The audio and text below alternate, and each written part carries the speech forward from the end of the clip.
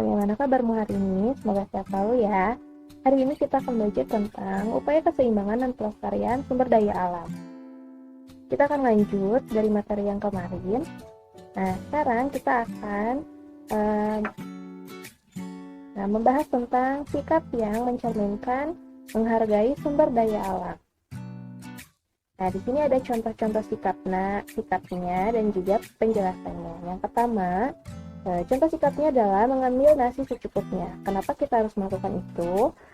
Nah, penjelasannya adalah apabila kita mengambil nasi berlebihan ketika makan, maka saat kenyang nasi tersebut terbuang sia-sia. Lalu nomor 2 yaitu memisahkan sampah organik dan anorganik. Karena jika disatukan, sampah itu akan sulit untuk dikelola.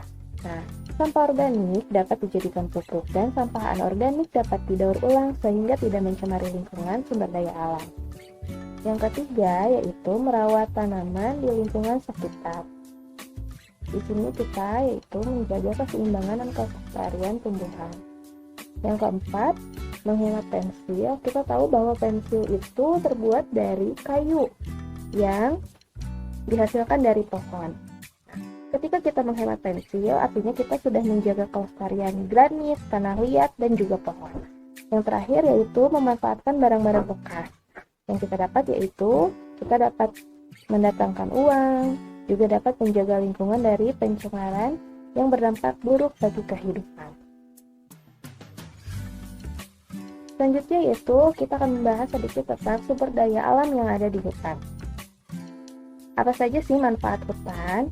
Manfaatnya yaitu penghasil kayu.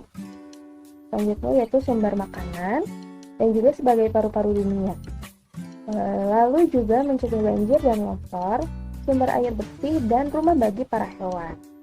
Nah, apa yang terjadi atau dampak negatifnya jika hutan itu gundul? Nah, dampak yang negatifnya adalah persediaan oksigen menipis yang menyebabkan pemanasan global. Lalu persediaan air bersih juga berkurang. Selanjutnya, sulit mencari sumber makanan, rusaknya habitat hewan, tumbuhan dan hewan akan punah dan terjadi bencana longsor dan banjir. Upayanya apa untuk melestarikan hutan? Nah, yang pertama yaitu reboisasi atau penghijauan atau penanaman hutan yang gundul. Selanjutnya yaitu menetapkan hutan sebagai taman nasional, cagar alam, atau tempat pelestarian tanaman langka. Yang terakhir yaitu melakukan penghematan untuk menggunakan benda yang berasal dari kayu. Nah, di sini kita akan bahas juga tentang limbah atau biasa kita sebut sampah. Limbah merupakan sisa atau buangan yang dihasilkan baik dari proses produksi maupun kegiatan rumah tangga. Limbah itu terbagi menjadi dua, ya ada limbah padat dan ada limbah cair. Limbah padat, nah diantaranya yaitu ada plastik, botol, kaca, kain, potongan kayu, dan lain sebagainya. Sedangkan limbah cair, contohnya seperti bekas cucian pakaian, bekas cucian beras, atau juga limbah cair dari pabrik. Nah, bagaimana penanganan sampah dilakukan dengan prinsip 5R. Nah, jadi kita bisa mengelola sampah nih dengan prinsip 5R. Apa saja itu? Yang pertama adalah reduce. Adalah mengurangi penggunaan barang-barang yang menghasilkan sampah. Yang kedua, yaitu reuse. Reuse adalah memakai kembali barang-barang yang telah digunakan. Yang ketiga, recycle. Recycle adalah mendaur ulang kembali barang-barang yang telah digunakan. Yang keempat, replace. Replace adalah mengganti barang sekali pakai dengan barang yang dapat dipakai berkali-kali atau tahan lama. Dan terakhir yaitu repair. Repair adalah memperbaiki barang-barang rusak agar dapat digunakan kembali. Selanjutnya yaitu pemanfaatan barang bekas. Nah, kita juga bisa memanfaatkan barang-barang bekas.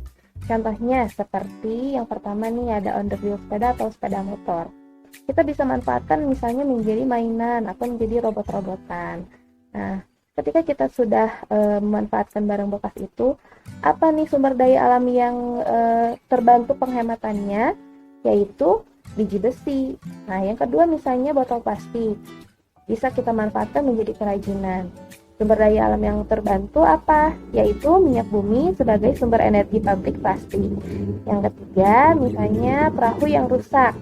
Nah, bisa kita manfaatkan sebagai hiasan, gantungan kunci, mainan, dan lain sebagainya. Penghematan apa yang kita bantu? Yaitu penghematan kayu atau pohon. Sekian penjelasan tentang upaya keseimbangan dan kelestarian sumber daya alam. Semoga ilmunya bermanfaat ya. Jangan lupa subscribe, like, comment, and share. Terima kasih. Assalamualaikum.